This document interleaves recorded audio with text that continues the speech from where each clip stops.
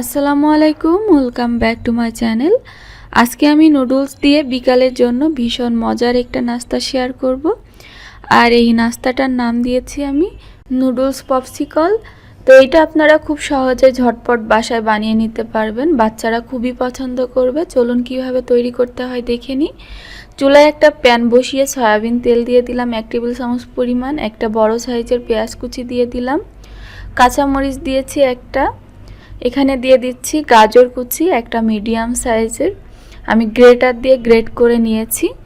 এখন নাড়াচাড়া করে নিচ্ছি কিছুক্ষণ, 3-4 মিনিটের মতো আমি গাজরটাকে পেঁয়াজের সাথে ভালোভাবে ভাজা ভাজা করে নিব। তো আমারটা হয়ে গিয়েছে। এখন আমি এর ভিতরে দিয়ে দিচ্ছি 1.5 কাপ পরিমাণ পানি।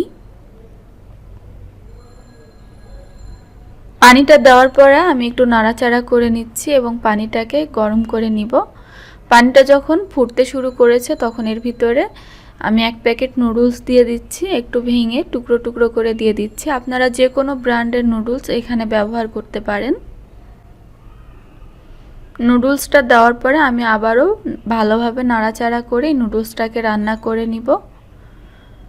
তো তার আগে আমি এখানে দিয়ে দিচ্ছি নুডলসের ভিতরে থাকা 1 প্যাকেট মশলা, আর দিয়ে দিচ্ছি স্বাদমতো লবণ, দিয়ে দিচ্ছি আদা বাটা 1 চা চামচ পরিমাণ, রসুন বাটা দিয়ে দিলাম 1 চা চামচ পরিমাণ।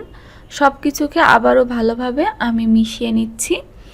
এবার এটাকে রান্না করে নিব 5 মিনিটের মতো। তো 5 মিনিট পরে আমার রান্নাটা হয়ে গিয়েছে। এখন এর ভিতরে আমি দিয়ে দিচ্ছি 1/4 কাপ পরিমাণ ময়দা, চাইলে এখানে আটা দেওয়া যাবে। ময়দাটা দেওয়ার পরে ভালোভাবে মিশিয়ে নিচ্ছি।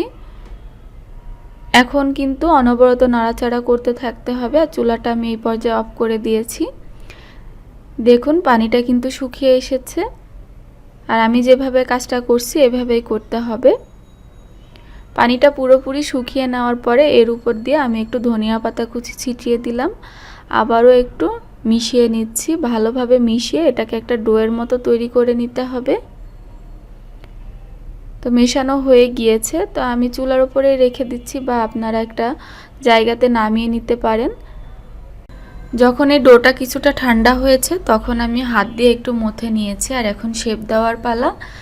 তো আমি আমার পছন্দ মতো শেপ দিয়ে নিব। আমি এখানে আইসক্রিমের কাঠি নিয়েছি, আর এই কাঠির উপরে এই ডোটা লাগিয়ে নিচ্ছি।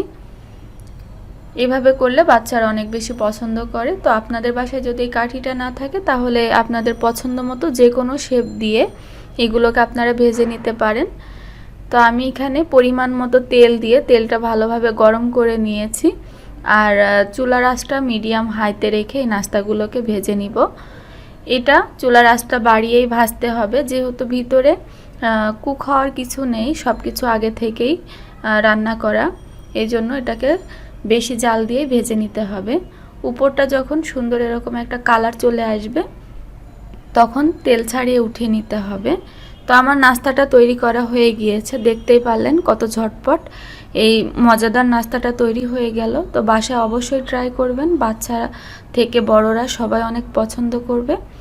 আমার রেসিপিটা আপনাদের কাছে কেমন লাগলো কমেন্ট করে জানাবেন। আজকে আমি এখানেই বিদায় নিচ্ছি। আল্লাহ হাফেজ।